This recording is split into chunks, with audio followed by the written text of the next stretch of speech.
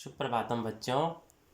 आज हिंदी व्याकरण की ऑनलाइन क्लास में आपको पर्यायवाची शब्द दिए गए हैं।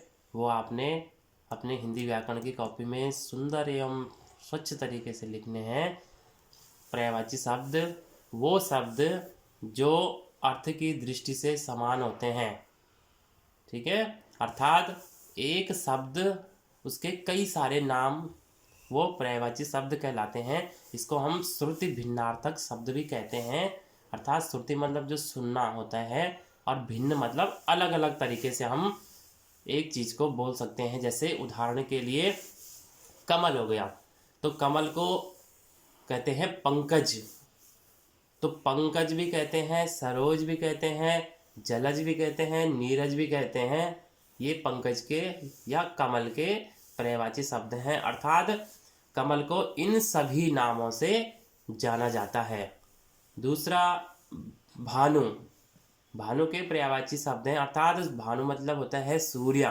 तो सूर्य के पर्यायवाची अर्थात सूर्य के और कौन कौन से नाम हैं या किन किन नामों से सूर्य को जाना जाता है, तो भानु हो गया, भास्कर हो गया, दिवाकर हो गया, दिनकर हो गया। तो ये सूर्य के पर्यायवाची हैं। इसी तरह से तरु, तरु मतलब होता है पेड़। पेड़ को पादप कहते हैं, बिटप कहते हैं और वृक्ष कहते हैं। ये पेड़ के पर्यायवाची हैं।